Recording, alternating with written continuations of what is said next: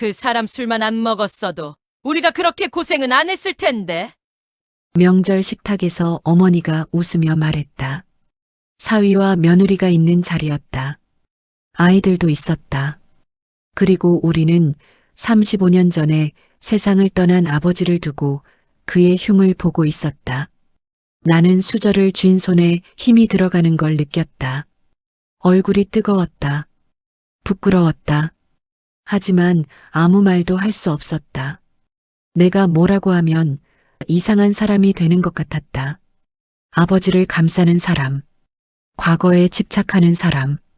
그래서 나는 그냥 앉아 있었다. 묵묵히 그 말들을 견뎌냈다. 나는 박선희. 올해 62이다. 시골에서 태어나 장녀로 자랐다. 밑으로 남동생 둘, 여동생 하나. 나는 항상 언니였고 엄마의 손이었고 집안의 기둥이었다. 아버지는 35년 전 가을에 돌아가셨다. 폐암이었다. 말기였다. 시골 병원에서 큰 병원으로 옮긴 지 한 달도 채 되지 않아 숨을 거두셨다. 담배를 손에서 놓지 않던 사람이었다. 술도 마찬가지였다. 농사일을 마치고 돌아오면 방 한쪽에 앉아 묵묵히 잔을 기울이던 모습이 기억난다. 살갑지 못한 분이었다. 칭찬도 없었고 대화도 별로 없었다.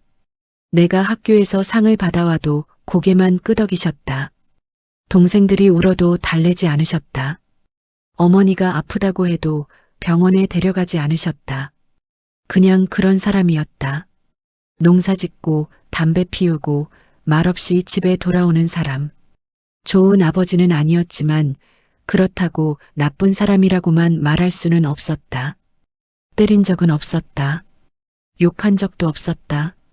집을 나간 적도 빚을 진 적도 없었다. 다만 존재가 무거웠다.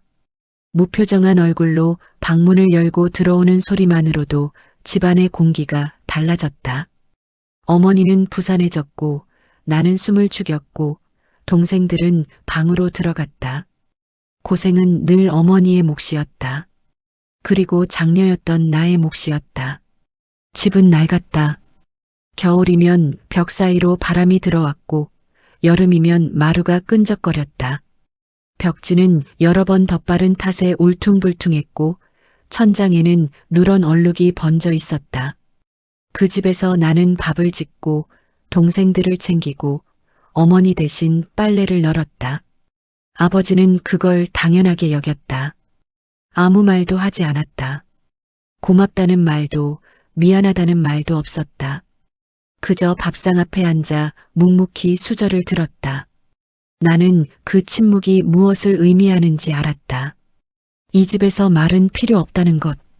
각자의 자리에서 각자의 일을 하면 된다는 것. 그리고 어느 날 아버지는 기침을 시작했다. 처음엔 가벼운 감기인 줄 알았다. 하지만 그 기침은 몇 달을 이어졌다.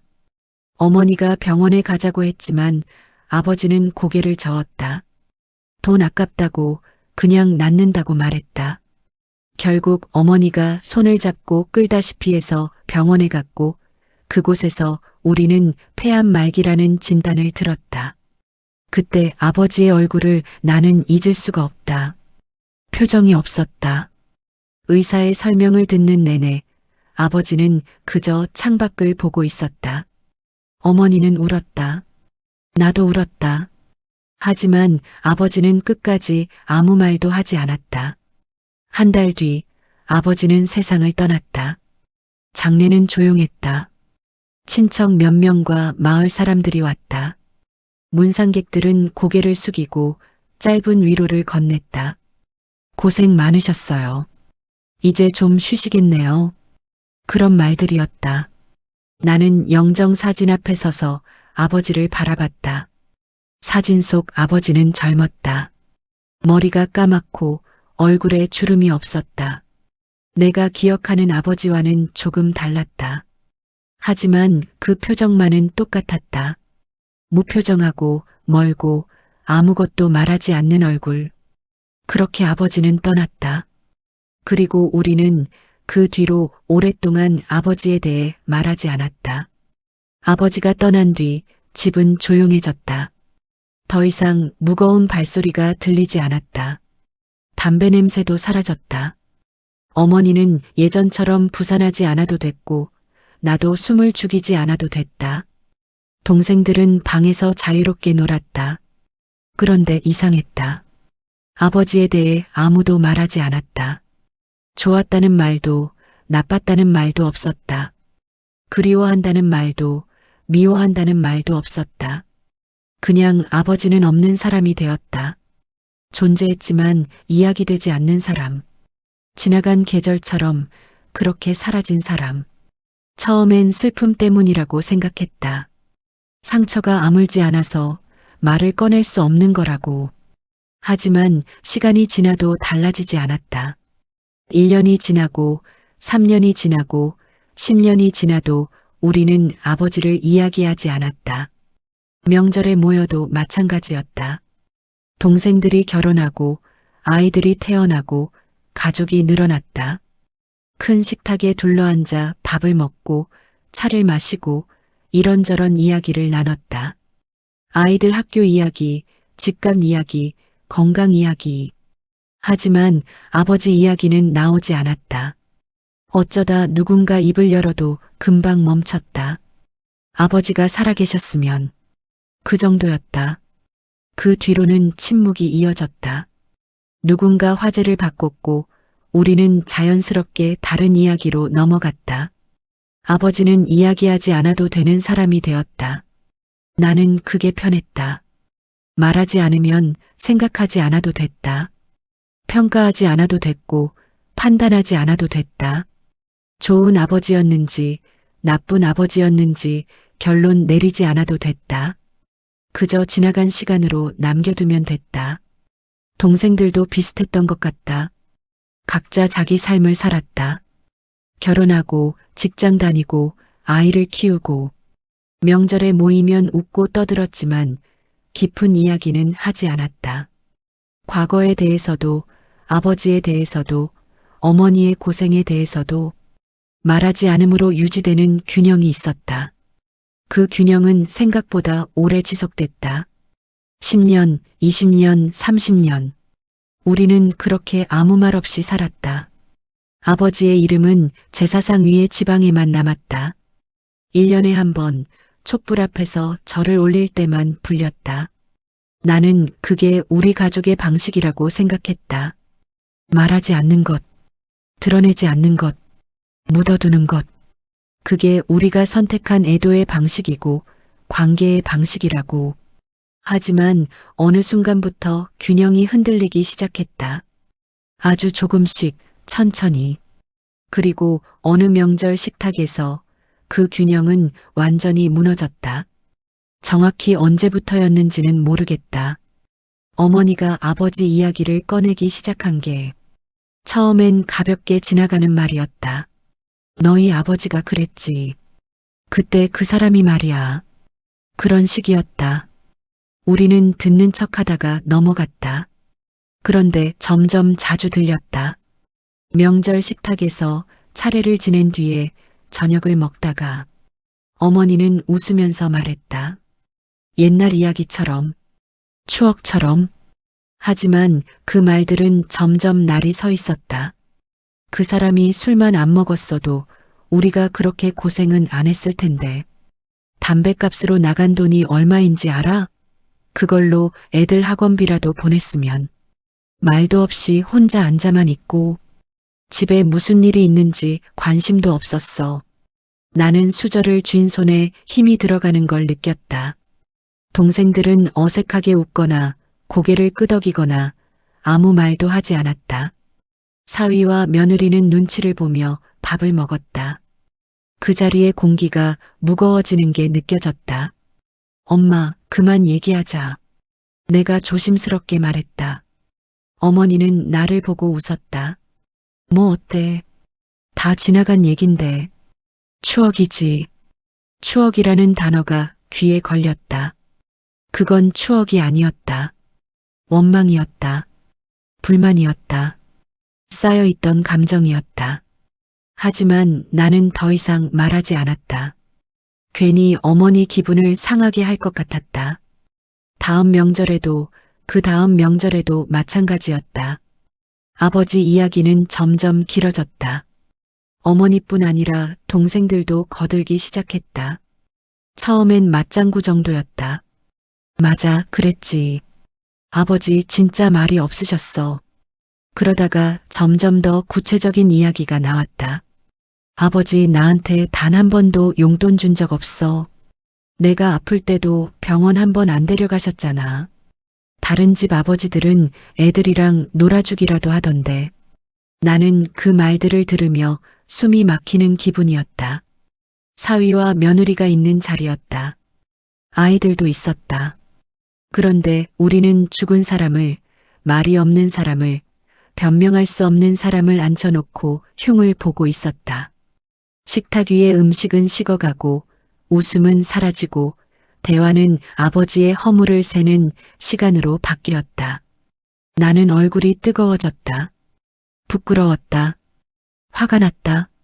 슬펐다. 하지만 무엇보다 당황스러웠다. 30년 넘게 말하지 않았던 가족이 왜 지금 이렇게 말하고 있는지 이해할 수 없었다. 그리고 더 견디기 힘든 건 그 말들 중 일부는 사실이라는 거였다. 아버지는 정말 말이 없었다. 살갑지 않았다. 우리에게 관심이 적었다. 그런데 그걸 이렇게 이 자리에서 이런 식으로 말해야 하는 걸까? 나는 자리에서 일어나고 싶었다. 하지만 일어날 수 없었다. 일어나면 내가 이상한 사람이 되는 것 같았다. 과거에 집착하는 사람, 아버지를 미워하는 사람, 현실을 못 보는 사람. 그래서 나는 그냥 앉아 있었다. 웃지도 않고 말하지도 않고 그저 식탁을 바라보며 시간이 지나가기를 기다렸다. 집으로 돌아오는 차 안에서 나는 아무 말도 하지 않았다. 남편이 물었다. 괜찮아? 나는 고개를 끄덕였다. 하지만 괜찮지 않았다. 얼굴이 화끈거렸고 가슴이 답답했고 눈물이 날 것 같았다. 그날 밤 잠이 오지 않았다. 어머니의 말들이, 동생들의 말들이 계속 머릿속을 맴돌았다. 그리고 나는 스스로에게 물었다. 왜 이렇게 괴로운 걸까? 아버지를 옹호하고 싶어서? 아니었다. 나도 알고 있었다. 아버지가 완벽한 사람이 아니었다는 것, 부족한 점이 많았다는 것, 어머니가 고생했다는 것. 그런데 왜 이렇게 가슴이 아픈 걸까? 그 이유를 생각하다가 문득 깨달았다.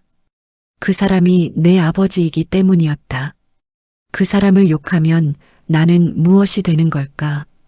그 사람의 피를 받고 그 사람의 집에서 자라고 그 사람의 이름을 쓰는 나는, 그 사람이 형편없는 사람이라면 나는 형편없는 사람의 딸인 건가?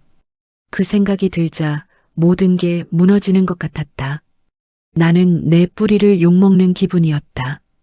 내가 서 있는 땅이 허물어지는 기분이었다. 나라는 사람이 조금씩 지워지는 기분이었다. 그리고 더 힘든 건 동생들까지 합세한다는 거였다. 다음 모임에서 동생들은 더 과감하게 말했다.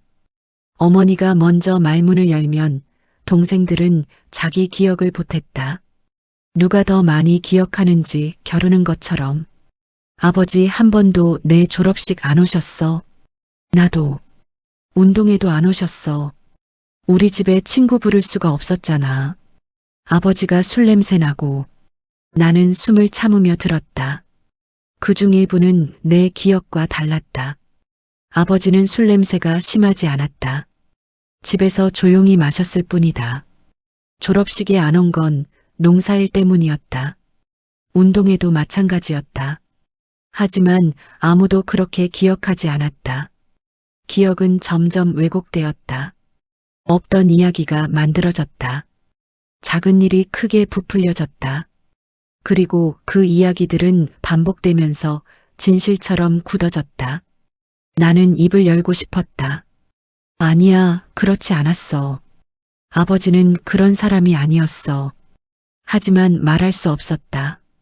말하면 내가 이상한 사람이 된다. 아버지를 감싸는 사람, 현실을 부정하는 사람, 어머니의 고생을 무시하는 사람. 그래서 나는 침묵했다. 하지만 그 침묵은 동의가 아니었다. 인정이 아니었다. 그건 그저 견딤이었다. 스스로를 지키기 위한, 자리를 지키기 위한, 가족으로 남기 위한 침묵이었다. 그런데 그 침묵이 나를 점점 무너뜨리고 있었다. 매번 모임이 끝나고 나면 나는 탈진했다. 며칠 동안 아무것도 하기 싫었다. 가족에게 전화가 와도 받기 싫었다. 명절이 다가오면 두려웠다.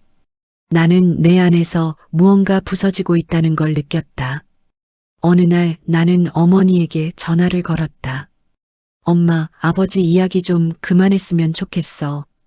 어머니는 잠시 침묵했다. 그리고 물었다. 왜? 다 지나간 일인데. 추억인데 뭐 어때?